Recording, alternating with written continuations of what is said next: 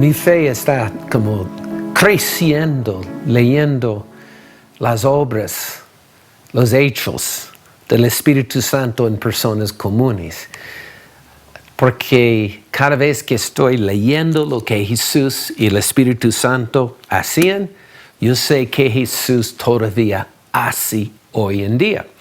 Ahora, capítulo 10 de este curso, Hechos 29, y todo es de Pedro. ¿Qué pasó con Pablo? ¿Recuerdas en capítulo 9? Después de llamarlo y salvarlo y llenarlo con el Espíritu Santo, Dios le escondió ahí arriba en una ciudad de Tarso.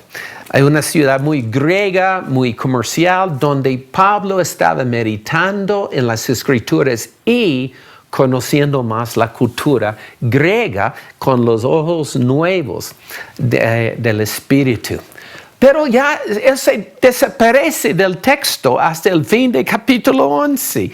Y ahora vemos a Pedro. Pero antes de comenzar en versículo 10, vamos a rebobinarnos poquito en el fin del capítulo 9, porque todo comienza a hablar de Pedro. Pedro está visitando, versículo 39, a los santos en Lida. Y había allí un hombre paralizado por 8 años.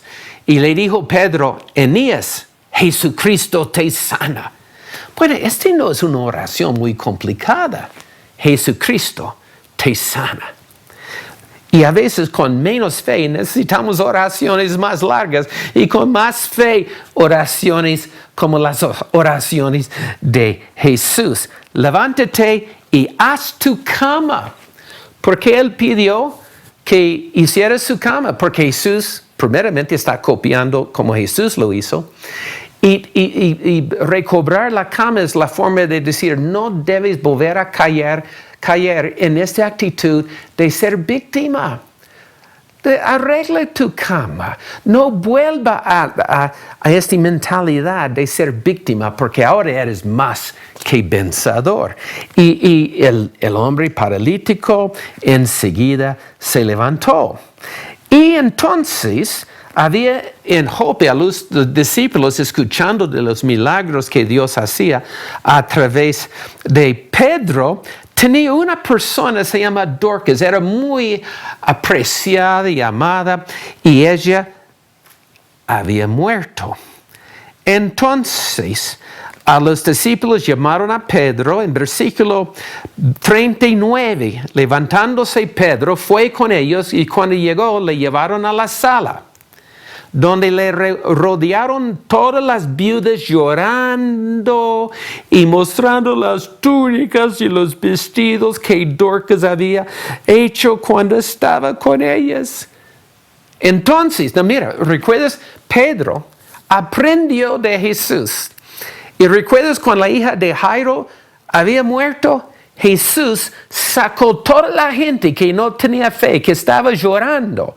Y solamente algunos discípulos y los padres, los que tenían fe, porque no necesitamos tristeza. Y yo siento este fuerte en mi Espíritu Santo, en el Espíritu.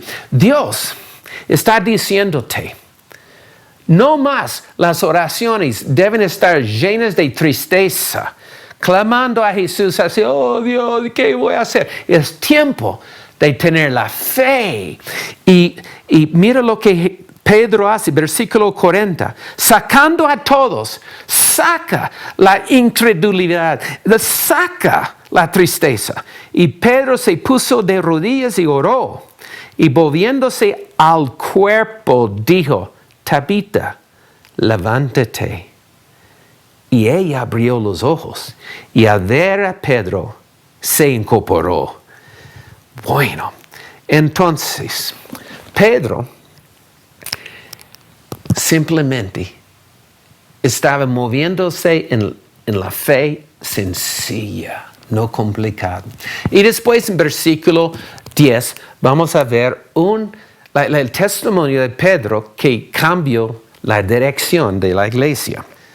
Ahora, en capítulo 10 vemos Pedro en un testimonio que cambió la dirección de la iglesia. Comienza con en Cesarea, en la costa, un hombre llamado Cornelio, un centurión de una compañía llamada italiana, piadoso y temeroso de Dios. O sea, era un gentil que asistía en la última fila de las sinagogas, pero no estaba practicando toda la dieta ni fue circuncidado, pero era un temeroso de Dios. Así los judíos llamaban a los gentiles que tenían interés en el Dios de Abraham. Y mira lo que dice, hablando de generosidad. Hacía muchas limosnas al pueblo y oraba a Dios siempre. Y recuerdas las tres dobleces de la disciplina: generosidad, oración y ayuno. Y este dio claramente en una visión, como a la hora novena, es como a las 3 de la tarde, que un ángel de Dios entraba donde él estaba y llamó por nombre Cornelio.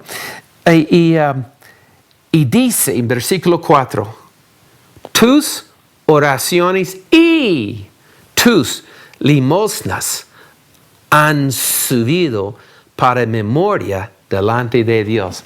¿Has pensado en esto? Que no solamente la oración,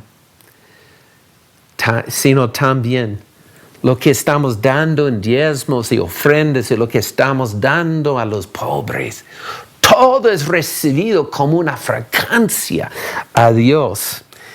Entonces, un ángel no puede dar el evangelio. Eso es reservado solo para los seres humanos. El ángel simplemente le manda que enviara a traer a Saulo, quien está en otra ciudad. Y aún le da la dirección precisa, exactamente como Dios le dio a Ananías la dirección donde Saulo, Pablo, estaba quedado. Aquí un ángel le da la casa misma donde Pedro está hospedado. Y mira, y él, versículo 6, él te dirá lo que es necesario que hagas, porque los ángeles no pueden predicar el evangelio, solamente nosotros. Entonces, Cornelio envió sus soldados y llegaron a Jope donde Pedro estaba. Y Pedro, mira, otra vez, como Dios habló a Pablo y habló a Ananías y los trajo juntos, así exactamente Dios habla a Cornelio y habla a Pedro. Porque Pedro, vamos a solamente hablar del texto, estaba orando, estaba ayunando, esperando el almuerzo que demoraba y entró en un trance. Y él vio lienzos bajando de los cielos llenos de cosas que él nunca quería comer, como lagartos, pájaros, imagínate, tal vez culebras, no sé, pero cosas que le da asco. Y Dios le dice a Pedro, levántate, mata y come. Y Pedro dice, yo nunca he comido algo tan algo tan terrible e inmundo. Pero Dios le dio la visión 3 veces. Y mientras que Pedro estaba meditando en qué es el significado, a propósito, cuando Dios nos da un sueño, una visión, debemos buscar la interpretación. Pero en este caso, Dios envió la interpretación porque había los hombres de Cornelio tocando la puerta abajo. Y de una, Pedro sabía, un momento, Dios está hablando que yo debo ir a los gentiles, aún comer aún el marrano, la tocineta y cosas que los gentiles comen. Entonces, Pedro fue con los hombres y mira versículo 19. Pedro pensaba en la visión y le dijo el Espíritu, he aquí 3 hombres te buscan, levántate pues y desciende y no dudes de ir con ellos, porque yo los he enviado.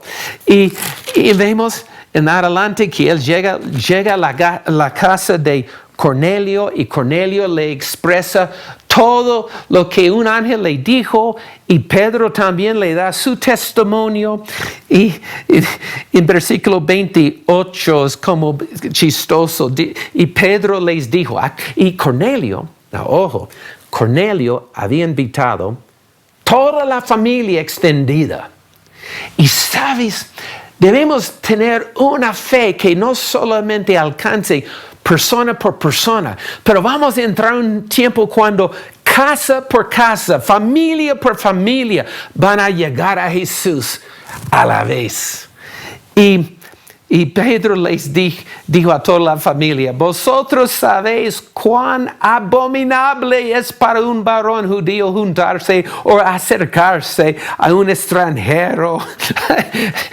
Pedro, él no tenía el tacto, pero por la presencia de Dios, él salió con la suya y habló como Jesús le había hablado. Y cuando él estaba ayunando, y a propósito, los dos, Cornelio y Pedro, estaban ayunando. Es cuando hay conexiones sobrenaturales. Pero Pedro comenzó a predicarles a Jesús. Y mira el versículo 38, es uno de mis versículos favoritos. Y habló y recuerdas cómo Dios ungió con el Espíritu Santo y con poder a Jesús de Nazaret. Y como éste anduvo haciendo bienes y sanando a todos los oprimidos por el diablo, porque Dios estaba con él. El mismo Jesús hoy es el mismo ayer, hoy y para siempre. Está andando, haciendo bienes, sanando a todos los oprimidos por el diablo, porque Él es Emmanuel, Dios con nosotros.